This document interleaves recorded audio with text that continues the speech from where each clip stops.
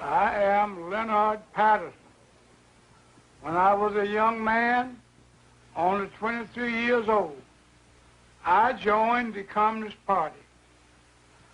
I was a member of the National Executive Committee of the American Young Communist League.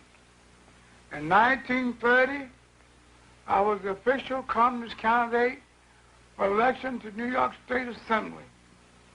I knew Gus Hall and other top-ranking American communists very well because I trained with them at the Lenin University in Moscow.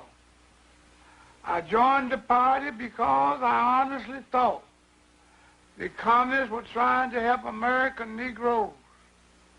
I broke away from the party when it became clear to me what the communists were really up to was to use the Negro people in this country as cannon fodder in a violent and bloody revolution aimed at the establishment of the American Soviet dictatorship.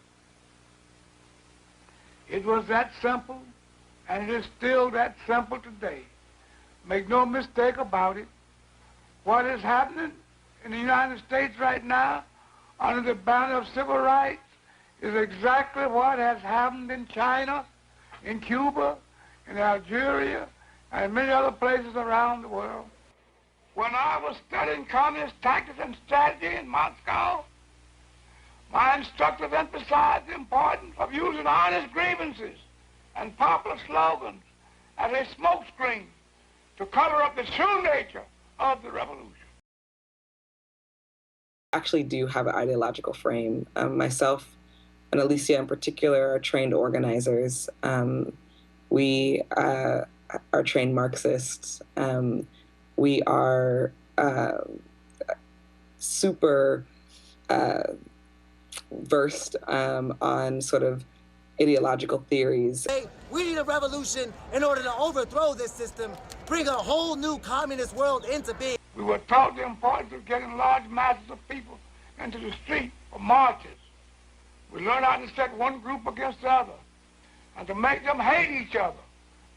We learned the necessity of having martyrs, and we were even told how to create our own martyrs if they did not automatically result from the atmosphere of hatred. We were taught the importance of getting large masses of people into the street for marches and demonstrations. And finally, we were instructed in ways to take off riots and make them spread and to keep them going.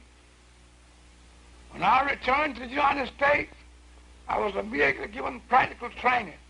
I participated in so-called nonviolent demonstrations.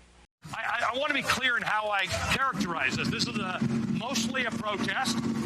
It is not generally speaking unruly, but fires have been started. And first thing I want to make perfectly clear: this has been almost entirely peaceful. In fact, completely peaceful. It's been a mostly peaceful protest, but then they chose to move in. Many of these protests have been largely peaceful. Mostly peaceful. Mostly peaceful. Mostly peaceful. Oh boy, oh boy. I'm looking at those live pictures next to you, and they seem very peaceful. Just threw something on fire, Chris, a firecracker. Something's on fire!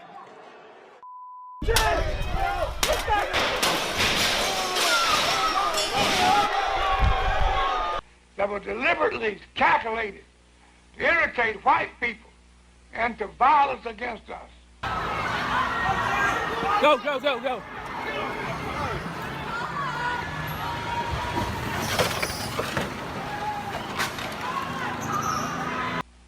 I personally was in charge of organizing a march on Washington to dramatize the Scottsboro Boys case.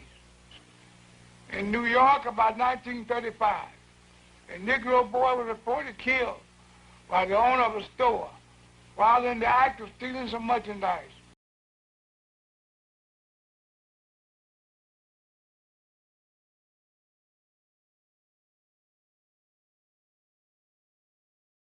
Communist Party headquarters decided to make a march out of the boy.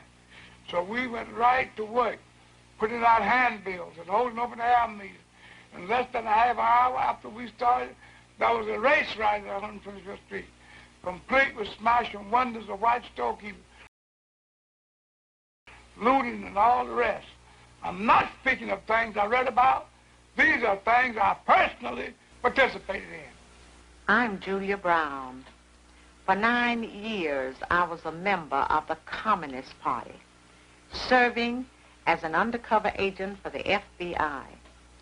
During that time, I learned that the communist conspiracy had been planning and working for years to bring violent revolution to America.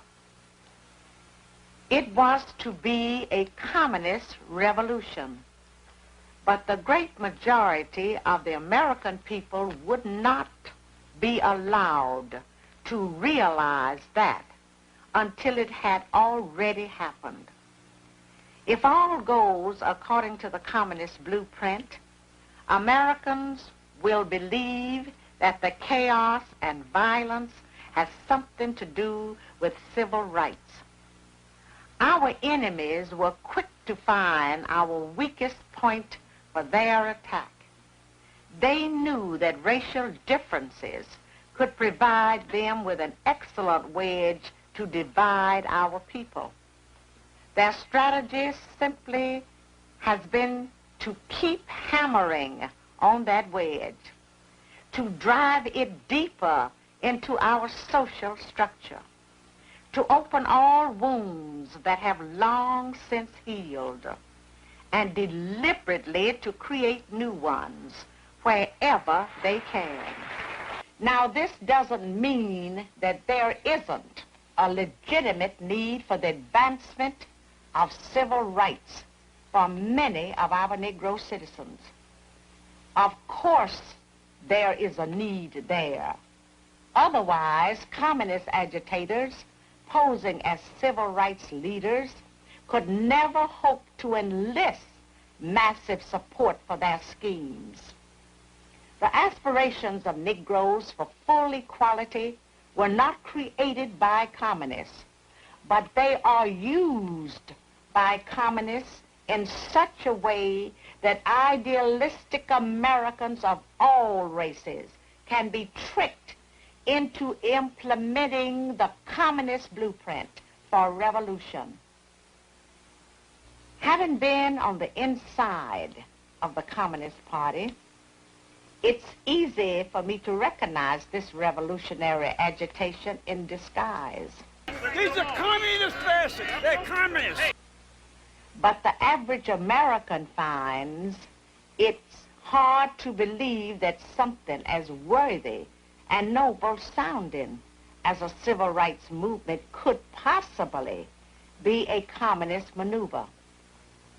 Communism must be built with non-communist hands. The revolutionary accepts reform in order to use it as a cover for his illegal work. By concealing the true communist objectives behind appealing slogans and pretended humanitarian goals, the conspirators are able to dupe hundreds of uninformed opportunists and misguided idealists into supplying the non-communist hands needed in the overthrow of this republic.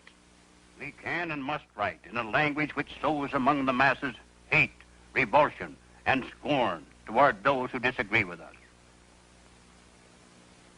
Members and front organizations must continually embarrass, discredit, and degrade our critics. When obstructionists become too irritating, label them as fascist or Nazi or anti-Semitic. Constantly associate those who oppose us with those names which already have a bad smell. The association will, after enough repetition, become fact in the public mind. By duping the American public into turning a deaf ear to the voices of warning because the topics were controversial or because the patriots themselves had been ridiculed as extremists, racists, fright peddlers, the conspirators were ready to move one step closer to their hidden goals by precipitating mob violence. Riots, demonstrations, street battles, detachments of a revolutionary army. Such are the stages in the development of the popular uprising. The Communist Party will educate and organize the working masses for mass strikes and mass demonstrations. It is through struggles that the working masses are prepared for the final conflict for power. As these strikes grow in number and intensity, they acquire political character through unavoidable collision and open combat with the capitalistic state. Mass action culminates in insurrection and civil war.